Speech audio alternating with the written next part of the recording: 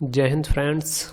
आज हम डिस्कस करने वाले हैं मुग़ल काल की महान शख्सियत अकबर का इतिहास। तो देखते हैं वन बाई वन।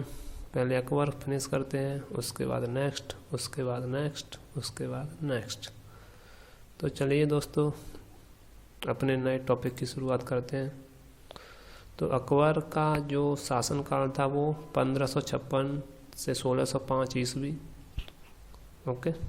तो अकबर का जन्म 15 अक्टूबर 1542 ईस्वी को हमीदा बानो बेगम के गर्भ से अमरकोट के राणा बीरसाल के महल में हुआ था। ये अकबर का इंट्रोडक्शन है कि अकबर का जन्म कहाँ हुआ था। राणा बीरसाल के महल में हुआ था, जो अमरकोट में स्थित है। अकबर की मां का नाम हमीदा बानो बेगम हो गया। और अकबर का जन्म किस तिथि को हुआ था? 15 अक्टूबर 1542। कितना सीक्वेंस है? 15 डेट है, 15 ही सन है। ओके। अकबर के पिता का नाम हुमायूं था, जैसा कि हम सबको पता है। अकबर के पिता का नाम हुमायूं था। इसके बचपन का नाम जलाल था। हुमायूं की मृत्यु की सूचना मिलने पर पंजाब में गुरुदासपुर जिले में स्थित कलानौर नामक स्थान पर 14 फरवरी 1556 को अकबर का राज्याभिषेक हुआ था। ओके। ये रहा सबसे फर्स्ट थे इसमें बाबर, उसके बाद थे हुमायूं, उसके बाद थे शेरशाह सूरी, उसके बाद थे हुमायूं अगेन, उसके बाद आए फिर अकबर। तो सूरवंश का जो शासनकाल था वो शेरशाह सूरी के द्वारा स्थापित किया गया था 1540 से 1555 तक। अब अकबर का महानतम इतिहास 1556 से 1605। बैरम खां 1556 से 1560 तक अकबर का संरक्षक रहा था। संरक्षक मतलब सुरक्षा करने वाला, सिक्योरिटी गार्ड, है ना। बिल्कुल पीए जैसे हमारे प्रधानमंत्री के साथ रहते हैं, एनएसजी कमांडो, उसी तरह अकबर का कमांडो कौन था? बैरम खां। जब अकबर का राज्याभिषेक हुआ उस समय सिर्फ पंजाब के ही कुछ हिस्सों पर उसका वास्तविक नियंत्रण था। मतलब जब अकबर का राज्याभिषेक हुआ था तो पंजाब के कुछ जगहें थीं, उन पर ही अकबर का शासन चलता था। इस्लाम शाह की मृत्यु के उपरांत हेमू, उसका असली नाम हेमराज था, ने सुल्तान आदिल शाह को बहुत प्रभावित किया। सुल्तान आदिल शाह को बहुत प्रभावित किया। उसका प्रधानमंत्री और प्रधान बन गया था कौन? सुल्तान आदिल शाह। हेमू का दिल्ली और आगरा से अकबर की अनुपस्थिति का लाभ उठाते हुए, क्योंकि दिल्ली और आगरा में तो अकबर था नहीं, अकबर था केवल पंजाब में। हेमू ने आगरा पर अधिकार कर लिया। दिल्ली के मुगल गवर्नर तरदी बेग खां को पराजित कर सरिंद भागने के लिए मजबूर किया और हेमू ने दिल्ली पर भी अपना अधिकार कर लिया। दिल्ली के गवर्नर थे, इनको पराजित कर दिया उन्होंने। बैरम खां ने उसे मौत के घाट उतार दिया। बैरम खां सबसे खतरनाक आदमी, अकबर का संरक्षक। हेमू को टाटा बाय बाय कर दिया। हेमू पहुंच गए अपने जन्नत में। अब देखते हैं पानीपत की दूसरी लड़ाई। पानीपत की दूसरी लड़ाई 5 नवंबर 1556 को अफगान बादशाह आदिल शाह सूरी के सेनापति हेमू और अकबर के बीच हुई। मतलब अफगानों के बीच की लड़ाई थी ये। इसमें एक तरफ से थे हेमू, एक तरफ से थे अकबर के सेनापति बैरम खां। हेमू के पास अकबर से कहीं अधिक बड़ी सेना थी। सही बात है, हेमू के पास अकबर से अधिक सेना थी। 1500 हाथी भी थे भाई साहब हेमू की सेना में। प्रारंभ में मुगल सेना के मुकाबले में हेमू को सफलता प्राप्त हुई थी। जैसे जैसे युद्ध चलता गया तो शुरुआती समय में मुगल सेना के मुकाबले हेमू की बढ़त थी। मतलब हेमू का पड़ला भारी था। हेमू इस लड़ाई में जीत के करीब था, लेकिन दुर्भाग्य से एक तीर हेमू की आंख में घुस गया। एक तीर कहाँ घुस गया भाई साहब, हेमू की आंख में घुस गया और उसने युद्ध को पासा पलट दिया। हेमू जो उसकी सेना का सेनापति था, उसकी आंख डेंजर इंजर्ड हो गई। तो अब क्या, राजा हार गया तो उसकी पूरी सेना का मनोबल कॉन्फिडेंस डाउन होने लगा। पानीपत की दूसरी लड़ाई के फलस्वरूप अकबर की विजय हुई और अकबर इस दूसरी लड़ाई में जीत गया। दिल्ली आगरा पर अकबर का अधिकार हो गया, क्योंकि दिल्ली और आगरा किसके अधीन थे, हेमू के अधीन थे। हेमू को हार गया तो बैरम खान ने उसको जीत लिया। इस लड़ाई के बाद दिल्ली के तख्त के लिए मुगलों और अफगानों के बीच चलने वाला संघर्ष समाप्त हो गया। अब दिल्ली पर अफगान टाटा बाय, दिल्ली पर मुगलों का अधिकार हो गया, दिल्ली पर मुगलों का कब्जा हो गया। फाइनली अब दिल्ली पर मुगलों का कब्जा हो गया। कब से, पानीपत की दूसरी लड़ाई से। कब से, पानीपत की दूसरी लड़ाई के बाद मुगलों का दिल्ली पर कब्जा हो गया। अब देखो बैरम खान की मृत्यु, जो कि अकबर का क्या था, संरक्षक था, बिल्कुल प्रिय था। बैरम खान की मृत्यु कैसे होती, देखो अकबर के कुछ सरदारों और दायमा माहम अनगा ने माहम अनगा जो अकबर की कौन थी, ये दायमा मतलब जो माँ अकबर का पालन पोषण करती थी बचपन में, उसको हम कहते हैं दायमा, है ना। बैरम खान के विरुद्ध भड़काया। माहम अनगा थी ना, उन्होंने सारे के सारे अकबर के सेनापति को जो भी थे उनको बैरम खान के विरुद्ध भड़काया दिया। अकबर ने दिल्ली से जारी अपनी फरमान में बैरम खान को अपदस्थ कर दिया। बोला बैरम खान, तुम्हारा अधिकार और तुम्हारी सीनियोरिटी छीनी जाती है, तुमको लो डिमोशन कर दिया जाता है, प्रमोशन की जगह डिमोशन कर दिया जाता है। उस हज पर जाने का आदेश दिया। अकबर ने बोला बेटा अब तुम हज पर चले जाओ, है ना। बैरम खान ने इस आदेश को सहमत हो गया। तो भाई साहब बैरम खान बेचारा क्या करे, चलो हज पर चलते हैं, घूम फिर के आते हैं। लेकिन जब उसे लगा कि उसके साथ उचित बर्ताव नहीं किया जा रहा है, बैरम खान के साथ अच्छे से बर्ताव नहीं किया जा रहा था, है ना, तो वह विद्रोह पर उतारू हो गया। तो भाई साहब वो भी आ गया, अपना विद्रोह करेंगे, लड़ाई लड़ेंगे। वह जालदार के निकट परास्त हो गया। जालदार एक जगह है जहाँ पर बैरम खान परास्त हो जाता है। अकबर ने उदारता बरतते हुए उसे पुनः मक्का चले जाने का अवसर प्रदान किया। तो अकबर ने फिर बोला बेटा अब तुम मक्का चले जाओ। देखते हैं मक्का गिरा 1561 ईस्वी में पाटन नामक स्थान पर।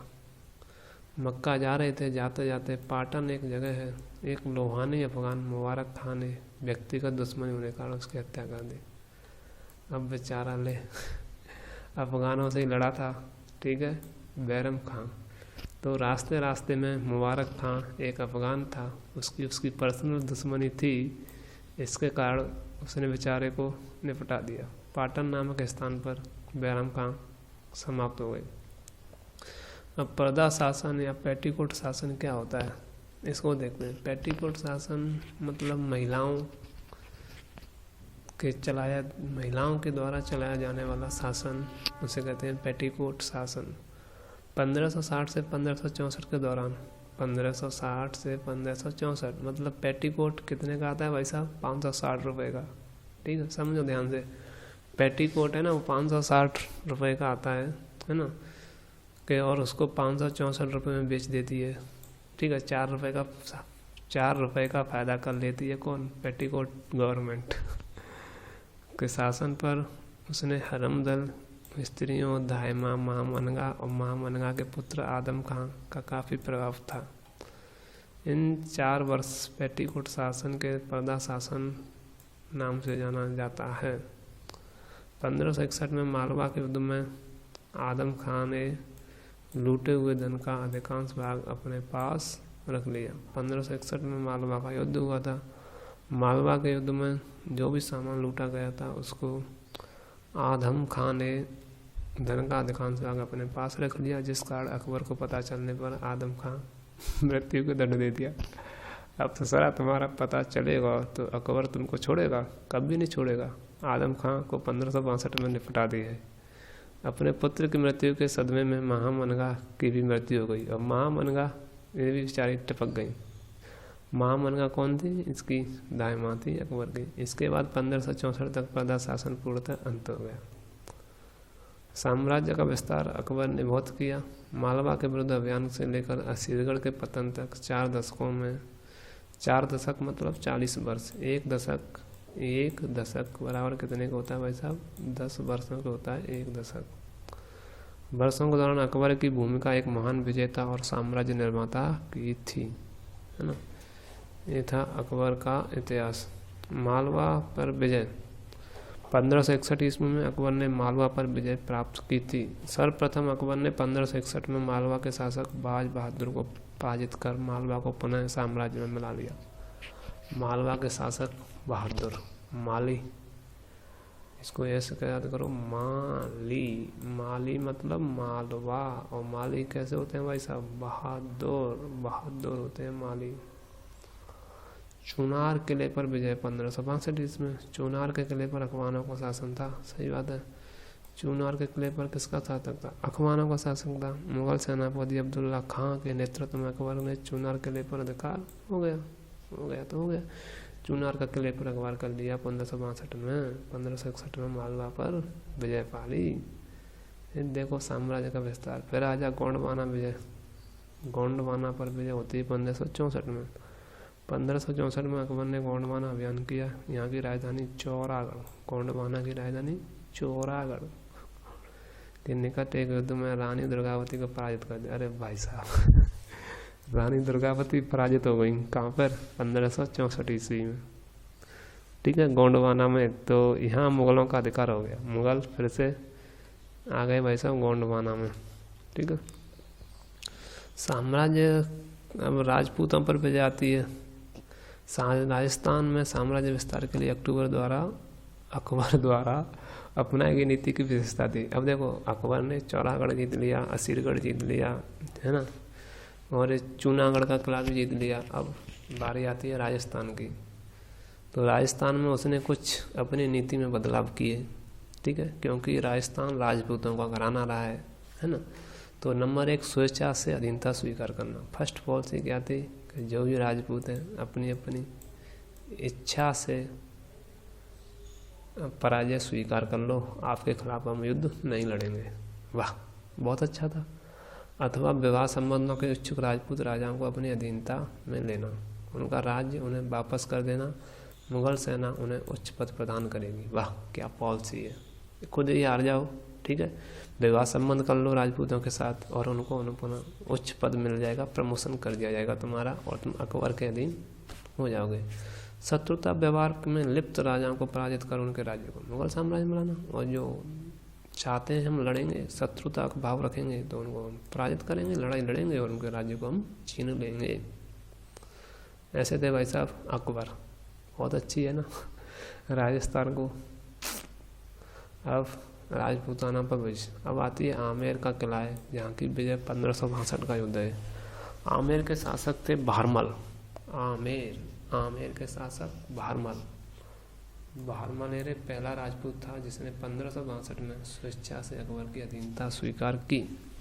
भारमल ससुरा नाम का भार है और खुद ही हार गया, इच्छा से बिना लड़े। कैसा राजपूत है वेदू। अपनी पुत्री हरकाबाई सना, या फिर इसका नाम जोधाबाई, का विवाह अकबर के साथ कर दिया, और ससुरे ने अपनी पुत्री का विवाह किसके साथ कर दिया? अकबर के साथ कर दिया। क्या रे राजपूत हो। अकबर ने भारमल के पुत्र भगवान दास पौत्र मान सिंह को उच्च पद प्रदान किया। अरे बाप रे, भगवान दास को क्या कर दिया? आमेर का प्रधानमंत्री बना दिया। मेवाड़ अभियान। राजपूत राज्य में मेवाड़ ने अकबर की अधीनता स्वीकार नहीं की। अब देखो, अब ये बाढ़ किसी की अधीनता स्वीकार नहीं करेगी भाई साहब। ये लड़ेगी लड़ाई, ये क्या करेगी? लड़ाई। मेवाड़ राज्य में मेवाड़ ने अकबर की अधीनता स्वीकार नहीं की। इस समय मेवाड़ का शासक कौन था? राणा उदय सिंह। अब होगा दूध का दूध, पानी का पानी, है ना भाइयों। अब होगा दूध का दूध, पानी का पानी। राजपूत विजय। अब आजा मेवाड़ का अभियान अब चलेगा। 1567 में अकबर ने चित्तौड़ पर आक्रमण करके उसे जीत लिया। तो वैसे अकबर ने क्या किया, 1567 में चित्तौड़ पर आक्रमण किया, उसे जीत लिया। अवसर पर उदय सिंह जंगलों में भाग गए थे। तो इस अवसर पर क्या हुआ, उदय सिंह जंगलों में भाग गए थे। उदय सिंह क्या हुआ, मेवाड़ को छोड़ के भाग गए, कहाँ, जंगलों में। 1572 में राणा उदय सिंह की मृत्यु के बाद उसका पुत्र राणा प्रताप, अब क्या हुआ, राणा उदय सिंह की मृत्यु हो गई। उसके बाद उसका पुत्र आया कौन, राणा प्रताप सिंह, मेवाड़ के शासक बने। राणा प्रताप ने जीवन पर्यंत अकबर से संघर्ष किया। ये होता है आग के बदले आग। तो राणा प्रताप सिंह ने अपने जीवन भर अकबर का संघर्ष किया, अकबर से लड़ाई लड़ी। 18 जून 1576 में अकबर ने राणा प्रताप के विरुद्ध आक्रमण किया। परिणाम स्वरूप हल्दी घाटी का युद्ध हुआ। हल्दी घाटी युद्ध किस किस के बीच हुआ, 1576 में लड़ा गया था ये, अकबर और कौन, राणा प्रताप सिंह। इस युद्ध में मुगल विजयी हो गए। और इस युद्ध में कौन हो गया, सब मुगल ससुरा विजयी हो गए इस युद्ध में। अब गुजरात पर आ गया, राजस्थान की बारी खत्म। अब आ जाओ, चलो राजस्थान से नीचे गुजरात को देखते हैं। 1572 में अकबर ने स्वयं गुजरात पर अभियान किया। स्वयं अकबर आए थे इसमें। इस समय गुजरात का शासक कौन था, मुजफ्फर खां तृतीय था। अकबर 1573 में जीतकर मुगल साम्राज्य में मिला लिया। ये लो भाई साहब, राजस्थान रॉयल्स हार गए, अब गुजरात टाइटन्स भी हार गए। ठीक है, गुजरात भी कहाँ चले गए, अकबर के अधीन चले गए। अब आता हो बिहार और बंगाल, इनको एक साथ धो दिया दोनों को। 1574 और 76 के दौरान अकबर का बिहार और बंगाल पर भी अधिकार हो गया। बिहार और बंगाल पर भी अधिकार हो गया अकबर का। पश्चिमोत्तर राज्यों पर अभियान, जो पश्चिमी राज्य थे उन पर अभियान देखो किस तरह होता है। इसके बाद अकबर ने पश्चिमोत्तर राज्यों पर अभियान किया। काबुल, कश्मीर, सिंध, बलूचिस्तान और कंधार को अपने मुगल साम्राज्य में मिला लिया। मतलब भाई साहब काबुल भी पहुंच गया बंदा, कश्मीर भी पहुंच गया, सिंध और बलूचिस्तान सबको मिला दिया किसमें, अकबर के साम्राज्य में। दक्षिण भारत, अब बारी आती है किसकी, दक्षिण भारत, साउथ इंडिया। आजा भाई साहब, अकबर का पहला मुगल शासक था जिसने दक्षिण भारत पर अभियान किया। अकबर कौन था वैसे, पहला मुगल शासक था जो अधिकार करने जा रहा था कहाँ पे, साउथ इंडिया पे।